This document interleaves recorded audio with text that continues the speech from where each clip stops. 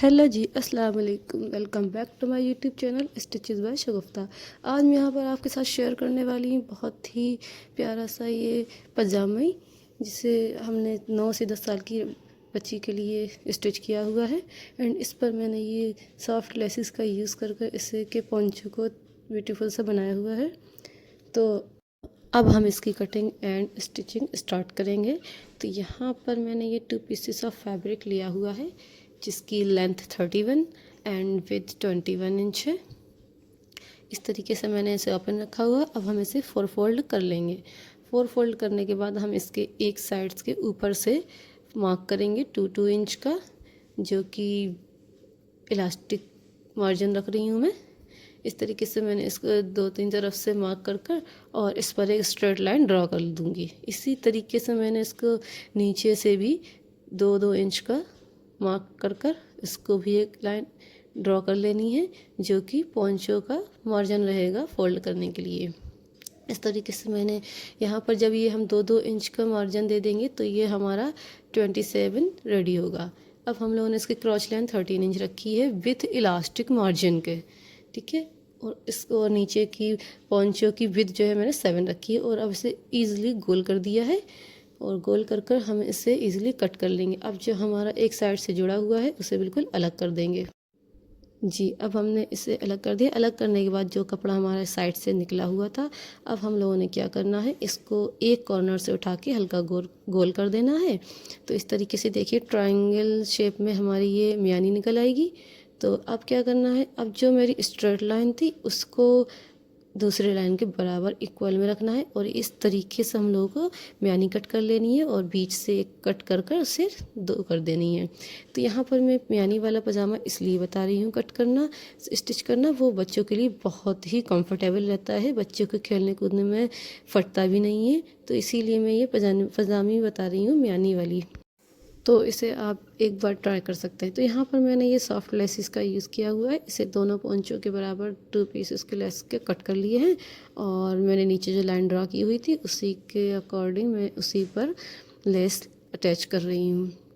तो इस तरीके से हमने बिल्कुल स्ट्रेट लाइन स्टिच कर दी है और ये हमारी लेस लग चुकी है। अब क्या करना है, लेस को गुम तरीके से लगाना है। तो उसके लिए उसकी दूसरी साइड से बिल्कुल बारीक सा कपड़ा उठाकर लेस के ऊपर रखेंगे और ईज़िली धीमे धीमे इसे इस तरीके से स्टिच कर देंगे, जिससे लेस की किनारी नहीं दिखेंगी और ये बहुत ही ब्यूटीफुल सी लगती है देखने में, बहुत ही प्यारी सी लगती है। आजकल ये बहुत ही ट्रेंड में चल रही है इस तरीके से लेसेस का यूज़ करना।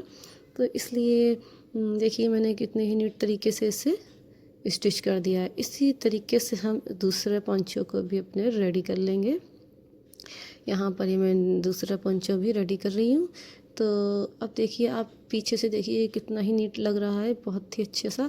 अब हम लोगों को इसके म्यानी को स्टिच करना है। तो यहाँ पर मैंने एक पल्ले में दोनों म्यानी को अटैच कर दिया है और इसे पलट लिया है, म्यानी को सीधा कर दिया है।